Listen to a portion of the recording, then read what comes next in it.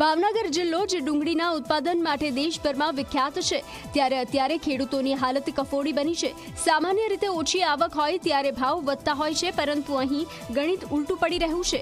માવઠાના કારણે ડુંગળીના પાકમાં ભારે નુકસાન વેઠ્યા બાદ જ્યારે હવે ખેડૂતો તૈયાર પાક લઈને યાર્ડમાં પહોંચી રહ્યા છે, ત્યારે તેમને પ્રતિમણના માત્ર 70 થી 80 રૂપિયા જ મળી રહ્યા છે। કાળી મજૂરી કરનારા ખેડૂતો હવે પાયમાલ થવાના આરે છે। ગત વર્ષમાં શરૂઆતમાં 500 થી 550 રૂપિયા ભાવ મળતા હતા, તેની સામે આજે ખેડૂતોને માત્ર 70 થી 80 રૂપિયામાં જ મણ ડુંગળી વેચવી પડી રહી છે। ખેડૂતો હવે સરકાર પાસે આશા રાખીને બેઠા છે કે તેમને યોગ્ય વળતર અથવા ટેકાના ભાવ મળી રહે।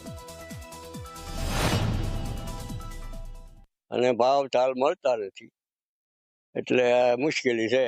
અને ચોમાસા વધારે વરસાદથી ડુંગળીના પાક નિષ્ફળ ગયા।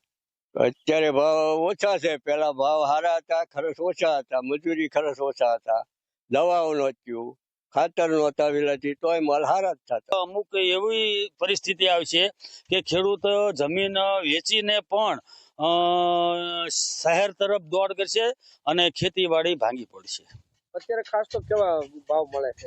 અત્યારે 60 રૂપિયાથી માંડી 100 રૂપિયા સુધીના ભાવ છે ડુંગળીના। 5 આપણે 1 કિલો ડુંગળી વેચવી ને તો 2 બબલા આવે, આવી પરિસ્થિતિ છે। એટલે બબલા અને બિસ્કિટ કરતા પણ ડુંગળી સસ્તી થઈ છે, એટલે ખેડૂતો સામે સરકારે ખરેખર જોવું પડે।